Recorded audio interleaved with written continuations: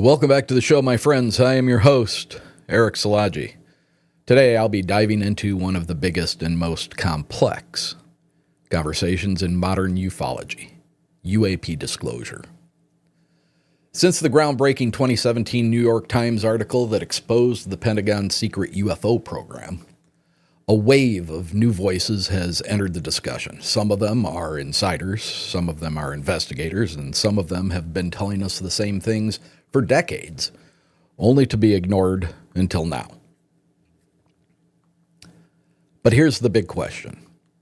How much of what we've been told is actually credible?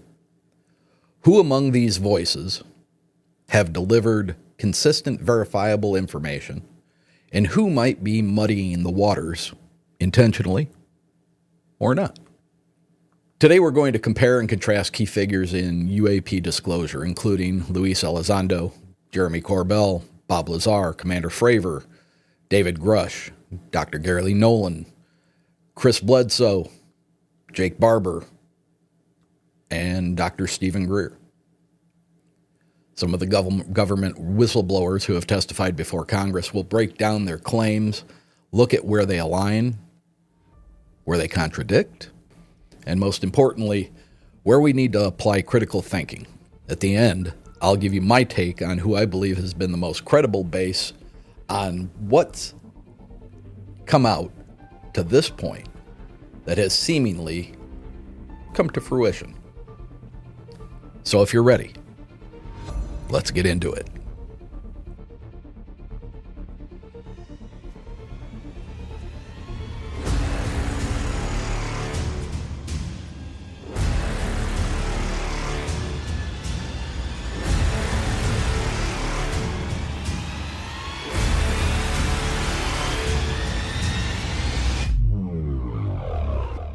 All right, let's start off with the players and their claims.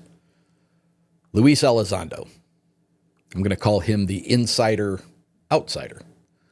Luis Elizondo is arguably the most recognizable face in modern UAP disclosure.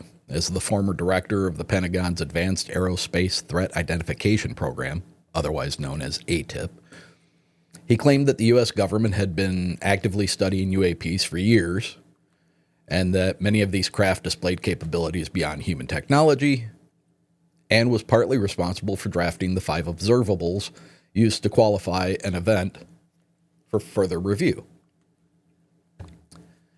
His biggest contribution? He brought forward 3 of the famous videos: the gimbal, the go fast, the FLIR, which the Pentagon later confirmed as authentic. Now, before I get into the controversial stuff with him, it strikes me as odd that this gentleman left a storied career in the government in order to be able to help push disclosure to the public. And his first step, he jumps out of the government and joins forces to the Stars Academy with Tom DeLonge. What a weird match. Blink 182 guitarist, and it just that whole thing never made any sense to me. And the people that DeLonge had around him with Mellon and some of the others, it was a strange bedfellows. But that didn't last long, because Mellon and Elizondo and one other gentleman, I forget his name now, they pretty quietly just exited stage left from To the Stars Academy. It's strange to me. But here's the controversy with Elizondo. He says he resigned because the government wasn't taking the UAP issue seriously. But he was part of a program that was investigating UAP. So I think that it's more an issue that they weren't taking disclosure seriously rather than the topic itself. He was literally an insider with complete and total access to all this information, yet he made the choice to leave the program because that was the only way that he could disseminate information to the public view. It seems kind of like a backward way of doing that. The Pentagon, since then, has pushed back, claiming he had no official role in AATIP, though multiple sources have confirmed his involvement. He has said consistently and stated that some UAPs appear to be non-human in origin, but refuses to speculate beyond that. He almost always says some UAPs. He's shown himself to be a master at leaving breadcrumbs of truth in a very cryptic and very vague manner. By this, I mean statements where he indicates having had a conversation with a high-up military official who simply left him with the statement of, "Have you read your Bible lately?" When he drops things like that, they're obviously intentional. They're obviously intended to get those who are paying attention to pay attention to what he's saying without him having to say anything. Elizondo's credibility, from what I can tell, and from what I've gleaned from other sources, mostly solid. He hasn't made any wild claims, tends to stick with what he can, let's say, prove. Keep in mind, though, that Elizondo has always maintained this phenomenon is viewed as a viable threat to national security. And not only are some of the craft branded as being off-world, they also came with biologics in their recovery. Then you have Jeremy Corbell. I'm going to call this guy the hype man, because that's exactly what he is. Not to take anything away from him or his contribution. Corbell is more of a journalist and a filmmaker than an insider, but he is one of the loudest voices in disclosure. He brought us the Bob Lazar documentary not too many years ago, and has been responsible for releasing leaked videos of UAPs, including the infamous pyramid-shaped UFOs filmed by the Navy. He also seems to enjoy taking credit for the jellyfish video. I do have to say that I've enjoyed some of Corbell's documentaries, and I find myself watching Weaponized, the podcast he does with George Knapp. He's a likable guy, albeit he does seem consumed with his coolness factor. His strength, he has access to military sources. By his own admission, considers himself to be someone that people seek out to tell things that they shouldn't be telling to him. He and his compatriot George Knapp consistently reference all of this mind-blowing proof that they can't show us because they have to protect their sources. He credits himself repeatedly for getting new footage out to the public quickly, but yet when you watch him in conversations in podcasts that he does, he often refers to the lengthy period of time that it takes him to release a piece of film footage, because he spends anywhere from a year to 2 years trying to vet the person who's provided the video. Are they who they say they are? Do they work for who they say they work for? Things like that. His weaknesses, he tends to lean on the sensational and often presents unverified materials as fact. And whether intentional or not, it could be said that he fancies himself a handler for the likes of personalities like Bob Lazar and David Grush. And then most recently, taking ownership of the Immaculate Constellation report that was submitted into the congressional hearing. I don't know where I fall on this guy. I think his heart's in the right place. I think he's pretty damn good at what he does. But he seems to be the type of person who inserts himself into the center of things that maybe he's not the center of. We'll just say that. Then we have Bob Lazar. This guy, you have to mention him. He's the OG whistleblower, right? Bob Lazar has been claiming since the 1980s that he worked at S4, near Area 51, reverse engineering alien craft powered by Element 115. That at the time when that came out, Element 115 was not proven to be a real element. Since then, yes, it does exist, but it exists in our reality anyway in a very unstable form. Bob's stories always seem to include an overreaching idea that there is an incredible degree of compartmentalization within our government and military concerning these crafts. His story again indicates the fact that non-human craft have not only been retrieved and reverse engineered, but that he briefly states having passed a room with a window that appeared to have non-human biologics in it. But then here's where things get tricky. His academic credentials seemingly can't be verified on a consistent basis.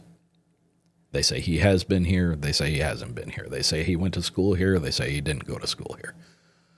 Some of his claims, like the existence of Element 115, the unusual hand scanning technology that he would gain access to the departments in S4, even a printed directory showing him as an employee of S4 have gained some credibility over time.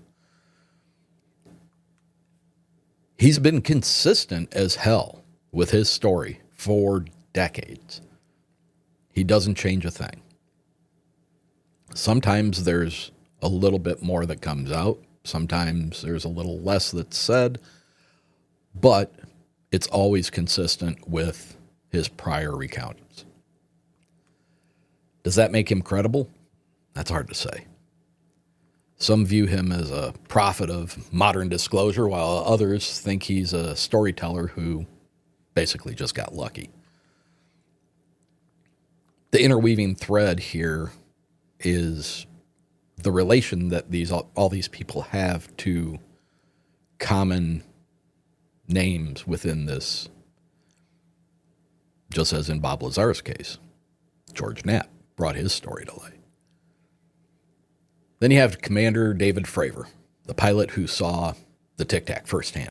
Fravor's 2004 Tic Tac UFO encounter is one of the most compelling firsthand pilot accounts of UAP.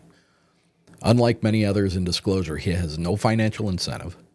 He's just a military guy telling us what he saw. Verdict? I think he's highly credible. There never seems to be any exaggeration. There doesn't seem to be any kind of an agenda behind his testimony. Just an experienced pilot reporting an event, and that's it. Having seen Commander Fravor in both long and short form interviews, his story does not change one bit. The one thing that does stand out to me as odd and possibly concerning is that he emphatically states time and time again that at no time was he ever pressured or warned not to speak of this event publicly. And that gives me pause because it goes against what we've all been told for decades about not only military but mainstream pilots having had experiences. That part of it doesn't set well with me. I was literally shocked the first time I heard him asked about that. May have been on the Joe Rogan Experience. And he was like, no, nobody ever told me I couldn't talk about it. Which seems weird, doesn't it? Then we have David Grush, the whistleblower with big claims. Grush's testimony before Congress in 2023 was huge. He claimed the U.S. had recovered non-human craft, not only craft, but non-human biologics as well. Additional bombshells were the use of term ultra or interdimensional, as well as his assertion that the United States has been recovering these craft since the 1930s at the behest of all places, the Vatican. Now, before I go any further, I have to say that the latest Luis Elizondo interview on the Sean Ryan Show, he also confirms knowledge that AATIP was in possession of detailed information stating that Grush's claim of the Vatican's involvement was true. On top of more. The Vatican has more information. Interesting. It's a good interview. I'll have to say that interview that Elizondo did with Sean Ryan here very recently, within the last couple of days, I think it aired, did kind of change my perspective on Elizondo. I'm not going to tell you where I sat to begin with, but there were periods of that conversation, that interview, where I think Lou let out a little bit more of his real self, and that struck me as being endearing. So I'll just say that it's a good interview. It's worth a watch. Grush continued to go on to say that there's an ongoing secret retrieval and reverse engineering program that are outside the government's oversight, and that they are being funded by black money, and that the entities engaging in these recoveries make no bones about illegally keeping this information hidden from Congress. But, and this is a big but, Grush has offered no physical evidence. He says he knows where the evidence is, but hasn't produced it. His overuse of the claims that he could and would provide more detailed information while only in a skiff, if he were granted that opportunity. Has that happened? Some say yes, while others, like Congressman Tim Burchett, only kind of smile and nod when they're asked if the additional testimonies ever happened. So again, we don't know. On Grush's credibility, maybe. So far, it seems that he is who he says he is, and that he's held the positions that he says he's held. But without proof, it remains a claim, right? This guy is kind of, in my opinion, come out of nowhere with a flurry of bombshell accusations. But since then, where has he gone? Where has he gone? I mean, I saw Jeremy Corbell, whip out his iPhone and dial Grush up just shortly before the Immaculate Constellation debacle. So he's around, but where has he gone? And what is he doing now? I mean, it was like, boom, flash in the pan, and then nothing. Then you have Dr. Gary Nolan. He's a scientist who's essentially looking for answers. Dr. Gary Nolan is a Stanford professor who has analyzed anomalous materials and currently claims that exposure to UAPs has caused significant brain injuries in some individuals. His claims of possessing anomalous materials seems to be backed up by even the likes of Diana Pasulka.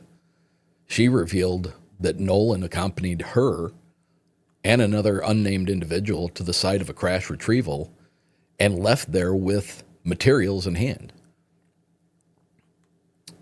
Diana even details the extent of the difficulties that they went through with him getting through security at the airport, having had those materials with him. It's interesting to note that Pasulka also heavily leans towards the Vatican's knowledge and vast collection of historical documentation of this phenomenon. It seems like that is a reoccurring thread, no matter what your stance is on this phenomenon.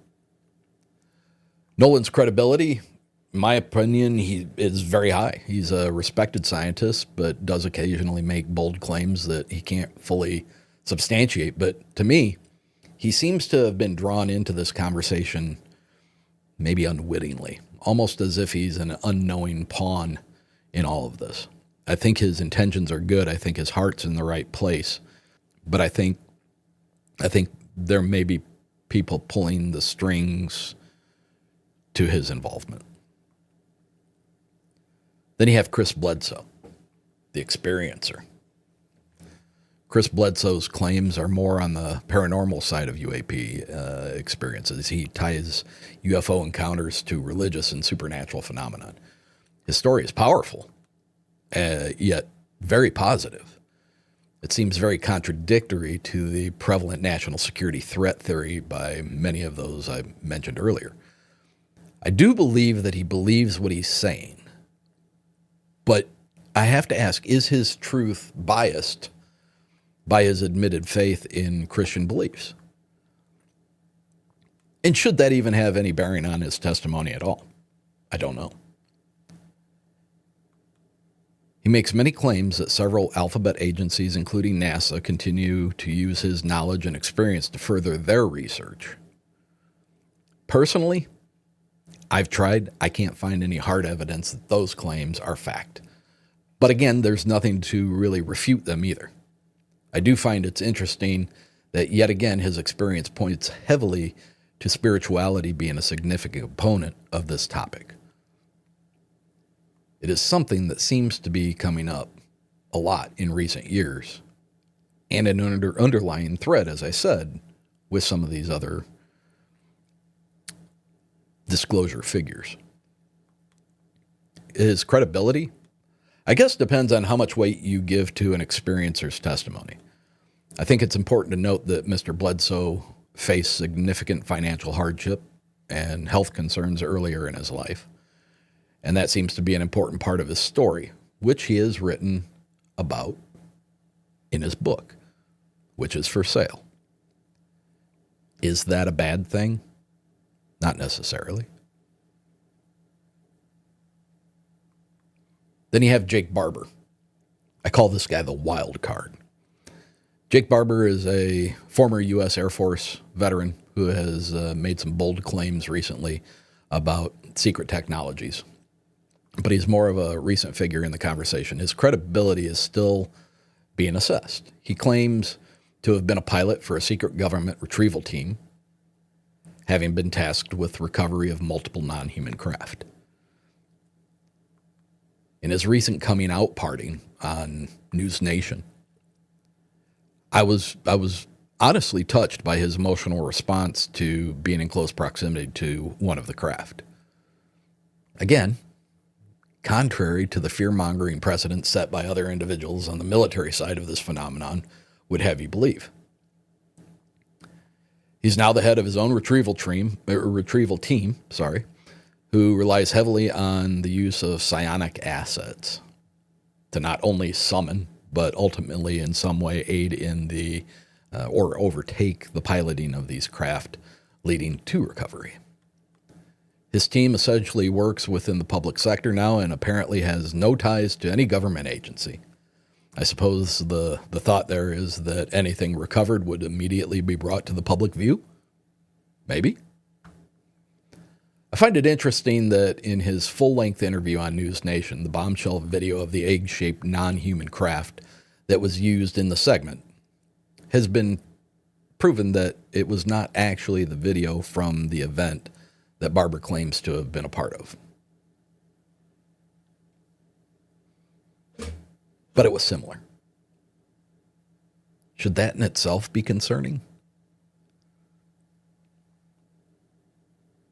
On a personal note, I've watched his appearances in several interviews and video segments. I have to say that there is something about the way he presents himself that is quite off-putting to me. At times he seems nervous, at other times mildly aggressive in his responses. Yet he's always very polished. His 10 years of involvement in these programs on the surface anyway seem to check out. But with as new as he is to the topic within the public view, I think it's way too early to assign any credibility to his claims. Then we have Dr. Stephen Greer, the controversial activist. Stephen Greer has been a major figure in disclosure since the 1990s. He founded the Disclosure Project and has brought forward hundreds of witnesses who claim knowledge of UAP programs. On a personal note, Early on with his first couple of documentaries, I could not wait to see his next effort.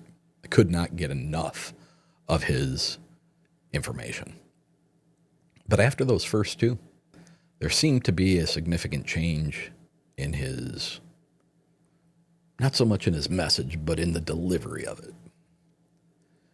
And that's what makes things get kind of murky for me. He claims the U.S. government has had anti-gravitic technology for decades, but provides no real proof. It's all because I say so, because I know, because they know I know. He maintains the government is in possession of technology that would allow for zero-point energy to change the world, yet that they don't want that to come out.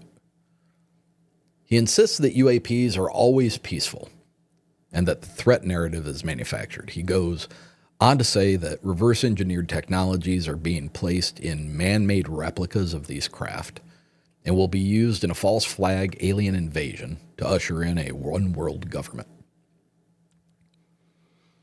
He's made bold claims about consciousness-based contact, the CE5 protocols, which involve contacting UAPs and their occupants through meditation, which is essentially the same thing the psionics are doing with Barber's team. So there's underlying threads of continuity between all these people. But the CE5 protocol that Greer has brought to light, that he promotes heavily, it's a significant income for Dr. Greer. He charges handsomely to attend his CE5 protocol events.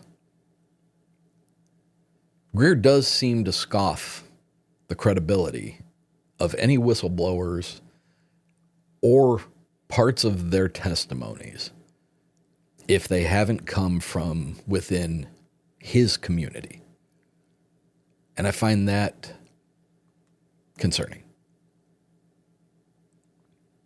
So where do they all agree? Where do they all clash? So in the agreements, there's a UAP presence that defies conventional explanation. The government has more information than it's letting on.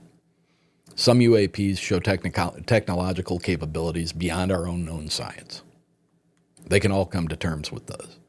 The disagreements are UAPs extraterrestrial, interdimensional, man-made, or originating from a spiritual or a divine provenance? Does the U.S. actually recover craft? Or is this all speculation? Is the government suppressing disclosure, or is it just slow to process the phenomenon? Is it possible the government is using this technology to create a false narrative? Could the elements of the U.S. government remain completely in the dark about this topic until these congressional hearings, as they would lead us to believe? Why doesn't this conversation within the United States ever reflect the fact that these experiences are happening all over the world? So much of it seems to revolve around just U.S. players and agencies. Why is this not a worldwide discussion? Is it perhaps that other nations throughout the globe have shown to be largely more transparent about this phenomenon with their culture, where we are not? And then that brings me into the Immaculate Constellation, which Jeremy Corbell had a significant hissy fit that he was not recognized or related into the congressional record as being the person that produced this document to them. Now, I think it's really interesting. I've read the report, and there's a lot of stuff in there. But I decided to ask ChatGTP to analyze the 12 pages of the Immaculate Constellation document. I used the reasoning prompt and asked it to summarize the documents. What I'm about to read you is the result of that query. This is from ChatGTP. The Immaculate Constellation documents are important because they suggest that the UAP disclosure process isn't happening randomly. Instead, it appears to be a deliberately orchestrated, phased release of information. Here are the key points. Controlled timing. The documents imply that the information is being released in stages rather than all at once, which could help manage public reaction and gradually shift perceptions about UAPs. Compartmentalization. They propose that different insiders and agencies hold separate pieces of the puzzle. This means no single individual or source can reveal the full picture, contributing to the inconsistencies we often see. The blending of fact and fiction. The theory argues that the real verifiable data is mixed with unverified or misleading information. This blending makes it hard to discern the truth, suggesting that some discrepancies in this public claim may be intentional. Technology rollout. Considerations. One implication is that if advanced, possibly non-human technology has been recovered, its gradual disclosure might be planned to allow society to adjust without causing widespread panic or disruption. In essence, the Immaculate Constellation documents challenge us to think critically about the timing and the content of UAP disclosures, urging a deeper look at why certain pieces of evidence or testimony are released when they are, and what that might mean for our understanding of these phenomena. I thought that was very interesting because when you read the document yourself, there is a lot of technical jargon in there. There is a lot of initialized shortenings of departments. There is a lot of categorization of types of shapes and colors and appearances of these things. And when asked to go through it, that's what it came up with. So does this explain why Elizondo and Grush and Fravor and all these people who have come out as whistleblowers seem to be kind of coming in waves? Could it be an intentional rollout rather than an organic one? If so, and it seems to be, who's controlling it? So my final take on who is the most credible. If I had to pick the most reliable sources based on what has come to fruition, my top three would be, and believe me when I tell you, I had lists upon cross-referencing, checklists and pros and cons, and these are my top three who I think is worth paying attention to. And I'll even give you a fourth as a honorable mention. First was no surprise to me at all. Could have probably picked this without any effort whatsoever. Commander David Fravor. No agenda, no hype, just a military pilot at the highest rank of ability and position. Recounting a confirmed UAP encounter that was recorded on multiple sensor interfaces. He was no surprise to me at all. I knew it was going to be him before I even started. But in all honesty, I surprised myself with this next pick. I truly was not expecting my list to include this gentleman. Not even in the top three. But at the end of the day, once all the check marks were in all the corresponding categories, I can't really argue with my results. So coming in at number 2 is Luis Elizondo. He really hasn't been caught in any outright falsehoods. He presents a measured approach to disclosure. He's an expert, as I said, in leaving breadcrumb trails. Do I trust him? Not necessarily. But do I believe the things that he says are accurate? I think I have to go with yes. Coming in at number 3, may seem like an odd choice, Dr. Gary Nolan. He's a scientist with real data. Some of his claims obviously require further scrutiny. But again, I think this guy is maybe in a way harmless in the big picture of whoever's controlling this. His information is interesting. I think a lot of what he says is provable, but doesn't necessarily make waves, doesn't really affect the conversation significantly one way or another, if that makes sense to you. I do have to tell you, in honorable mention on this list, and I wasn't planning on doing this until I got to the end of it, Chris Bledsoe comes in at honorable mention. My reasoning behind that is that when you boil down the term disclosure, to me that means verifiable proof and admission that this phenomenon exists. In that aspect, the 3 I just listed above, I believe, are working towards that disclosure. When you bring in testimonies like Bledsoe's, now you're attempting to show discovery of the origin of these things. To me, those are 2 completely different animals.